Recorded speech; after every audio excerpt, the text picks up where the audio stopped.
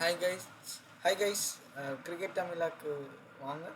So cricket தமிழில் பார்த்தீங்கன்னா இப்போ நம்ம ஆர்சிபியில் என்னென்ன பிளேயர்ஸ்லாம் ரீட்டைன் பண்ணியிருக்காங்க அண்ட் எவ்வளோ மணி கொடுத்து வாங்கியிருக்காங்கன்ற லிஸ்ட்டு தான் பார்க்க போகிறோம். அண்ட் ஆர்சிபினாலே நமக்கு நல்லா ஞாபகம் வருது கோலி தான். ஸோ கோலி ஆப்வியஸாக இருக்கார். ஸோ கோலியோட தவிர்த்து பார்த்திங்கன்னா இன்னும் நிறைய பிளேயர்ஸையும் இந்த மாதிரி ரீட்டைன் பண்ணியிருக்காங்க. ஸோ ரீட்டைன் பண்ணதில் பார்த்திங்கன்னா நிறைய பாப்புலர் பிளேயர்ஸை விட அன்பாப்புலர் பிளேயர்ஸாக தான் இருக்காங்க. அண்ட் அது கூட சேர்ந்து பார்த்திங்கன்னா ரெண்டு ட்ரேடிங் நடந்திருக்கு. ஸோ ட்ரேடிங் வந்து பார்த்திங்கன்னா ஒன்று எஸ்ஆர்ஹெச் கூடயும் இன்னொன்று மும்பை கூடயும் நடந்திருக்கு. ஸோ மும்பை கூட நடந்த பாப்புலர் ட்ரேடிங் வந்து நமக்கு நல்லாவே தெரியும். ஸோ யாருன்னு பார்த்திங்கன்னா கேமரான் கிரீன். அண்ட் அதே மாதிரி மற்ற டீட்டெயில்ஸுமே பார்க்கலாம். டீட்டெயில்டாக வாங்க வீடியோக்குள்ளே போகலாம். ஸோ வீடியோவில் வந்து பார்த்திங்கன்னா நம்ம எல்லா பிளேயரோட லிஸ்ட்டையுமே பார்க்க போகிறோம். ஸோ அந்த லிஸ்ட்டில் வந்து பார்த்திங்கன்னா ஃபஸ்ட்டு யார் இருக்காங்கன்னா நம்ம கிங்கு கோலி தான். ஸோ ஏன் இவர் இருக்கார் அப்படின்றதுக்கு நமக்கு நல்லாவே தெரியும். ஸோ இவரோட ஒரு பெரிய ஃபேவரட் ஆன ஒரு வாழ்க்கையின் விஷயம்னே சொல்லலாம். என்னதுன்னு பார்த்தீங்கன்னா கிரிக்கெட் தான். ஸோ கிரிக்கெட் மூலியமாக தான் அவர் வாழ்கிறாரு, கிரிக்கெட்டை தான் அவர் மூச்சாக சுவாசிக்கிறாருன்னு சொல்லலாம். ஏன்னா அடி ரன் மிஷின் அடி அப்படின்னு தான் சொல்லிட்டு அடிச்சுக்கிட்டே தான் இருக்காரு தவிர்த்து மற்றபடி வேறு எதுவுமே பண்ண மாட்டேங்கிறாரு அவர். மற்றபடி டக் அவுட் ஆகிறதோ இல்லை பவுலிங் பண்ணுறது இந்த மாதிரிலாம் எந்த ஒரு விஷயமே பண்ணாமல் இருக்கார். ஸோ மொத்தமாகவே அவர் பார்த்தீங்கன்னா அவர் போவார், அடிப்பார், வருவார், இந்த மாதிரி தான் பண்ணிகிட்ருக்காரு. ஸோ அதுதான் ரன் மிஷினோட வேலை. ஸோ இந்த வாட்டி அவருக்கு ஒரு குழந்தை பிறந்திருக்கு, அதுக்காகவே அவர் கப்பு ஜெயிக்கணும் அப்படின்னு சொல்லிட்டு நிறையா பேர் ப்ரேயர் பண்ணுறாங்க. ஸோ நம்மளும் சிஎஸ்கேவாக இருந்தால் ஓகே, மும்பையாக இருந்தால் ஓகே, 5 வாட்டி கப் அடித்தாச்சு. ஸோ கொஞ்சம் ரெஸ்ட் எடுக்கலாமே, ஒரு வாட்டி உங்களுக்கு தந்து பார்க்கலாமே, மெகா ஆக்ஷனில் வந்து அடுத்து நம்ம ஷஃபில் பண்ணி பெரிய டீமாக பில்ட் பண்ணிக்கலாம். இல்லை ஒன்றுமே இல்லாத டீமை திருப்பி கோலி மாதிரி ஒரு புது கேப்டன் வராரா, அந்த மாதிரிலாம் நிறைய விஷயம் எக்ஸ்பெரிமெண்ட் நடக்கிறதுக்கு வாய்ப்பு இருக்குது. ஆனால் இந்த வாட்டி ஃபார்ம் ஆன ஒரு டீம் தான் எல்லாமே செட்டில் டவுன்டான டீம் மாதிரி இருக்குது. ஸோ அந்த விதத்தில் வந்து பார்த்திங்கன்னா ஆர்சிபி ஒரு நல்ல பேட்டிங்கும் கொஞ்சம் பவுலிங் வீக்கான டீமாகவும் இருக்காங்க. ஸோ பார்க்கலாம் யார் யார் இருக்காங்கன்னு சொல்லிட்டு. ஸோ கோலி கண்டிப்பாக இருக்காங்க. ஸோ ஒரு 15 crores கொடுத்து எடுத்திருக்க ஒரே பிளேயர் அந்த டீமில் வந்து பார்த்திங்கன்னா இவர் தான். ஸோ அதுக்கடுத்து பார்த்திங்கன்னா நம்ம ஃபேப் du pluses. So Faf du pluses வந்து பார்த்திங்கன்னா எஸ், அவர் நல்லா விளையாண்டுட்டு இருக்காரு. Okay, super, fine.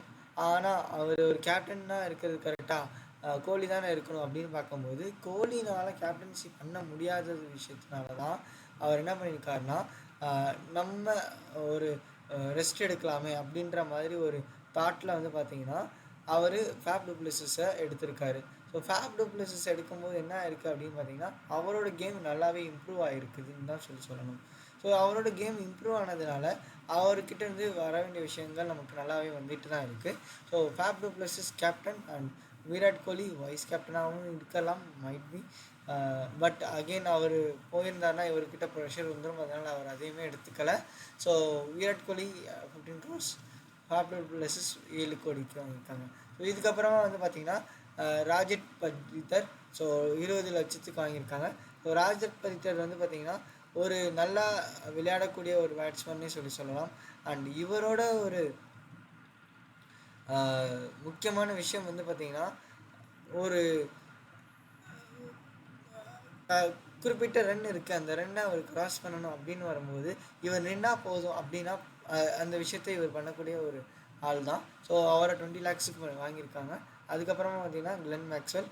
So Glenn மேக்ஸ்வெல்லை பற்றி நமக்கு நிறையாவே தெரிஞ்சிருக்கும். ஸோ கிளென் மேக்ஸ்வெல் வந்து பார்த்திங்கன்னா ஒரு ஆசமான ஒரு பிளேயர் தான் சொல்லணும். ஸோ இவர் வந்து பார்த்திங்கன்னா வெறும் பவுலிங்கில் மட்டும் இல்லாமல் பேட்டிங்கில் மட்டும் இல்லாமல்னு சொல்லிட்டு ஆல்ரவுண்ட் பர்ஃபார்மன்ஸ் கொடுத்துட்டு தான் இருப்பார். ஸோ எப்போவுமே பேட்ஸ்மேனாக தான் அவர் நிறையா பேசப்பட்டிருக்காரு. பட் பவுலிங்குமே நல்லா தான் பண்ணுவார். அவரை பார்த்திங்கன்னா 11 கோடிக்கு எடுத்திருக்காங்க.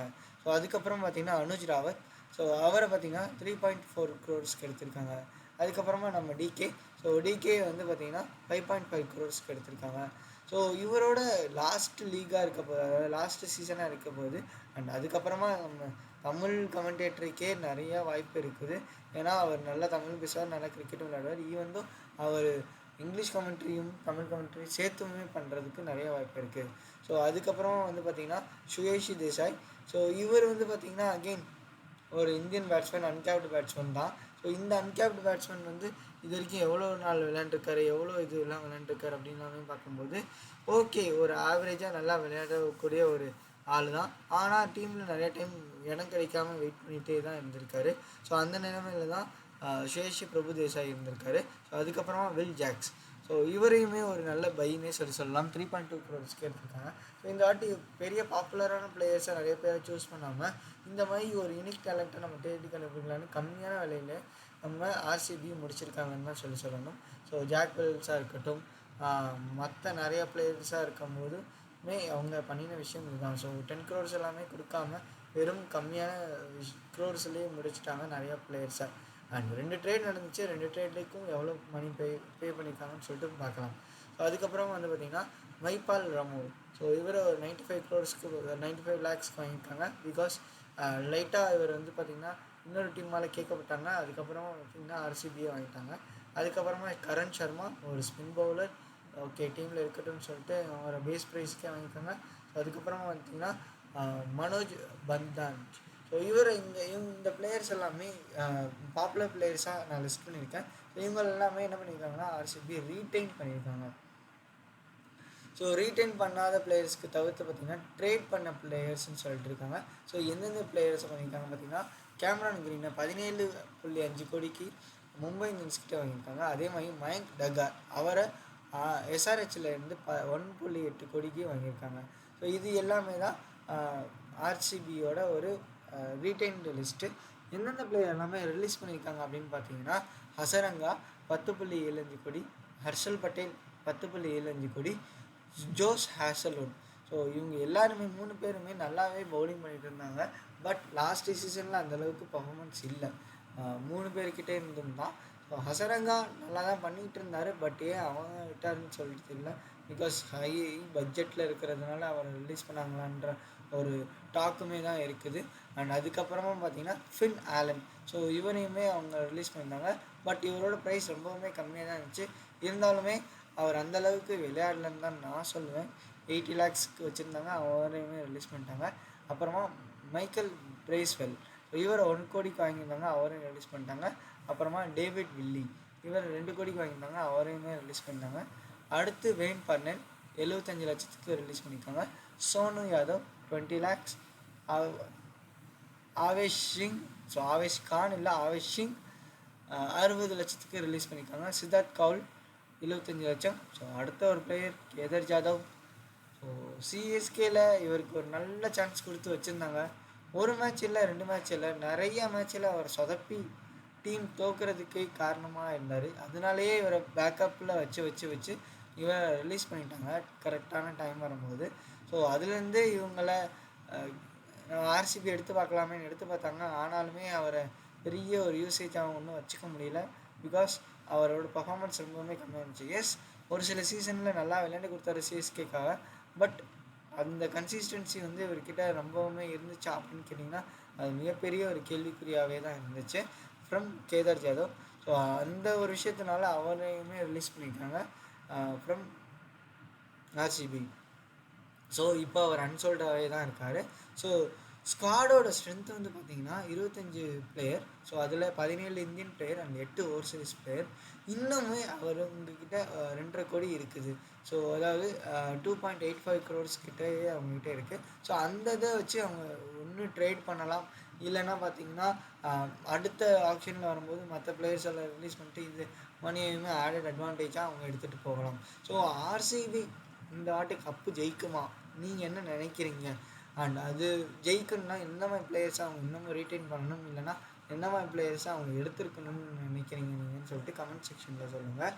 அண்ட் சாலா கப் நமது இந்த வாட்டியாவது நடக்குதான்னு பார்ப்போம். ஏன்னா கோலி ஆசைப்பட்டிருக்காரு, அவங்களுக்கு பையன் பிறந்திருக்காங்க, அந்த பையனோட ஆசை அதுவாக இருக்கணும், அவங்க பிறந்த ஒரு லக்கி சாமாக இருக்கணும் அப்படின்னு சொல்லிட்டு எதிர்பார்த்து அவர் ட்வீட் பண்ணியிருக்காரு. ஸோ அதே இது நடக்குதான்னு சொல்லிட்டு நம்மளும் பார்ப்போம். அண்டு கோலி வின் பண்ணால் அதை வேணான்னு மறுக்கிறவங்க யாருமே இருக்க மாட்டாங்க. ஏன்னா இந்த பக்கம் ரோஹித் சர்மா நிறையா கப் அடிச்சிட்டாரு, அதே மாதிரி இந்த பக்கம் தலை தோனியுமே 5 வாட்டி அடிச்சிட்டாங்க.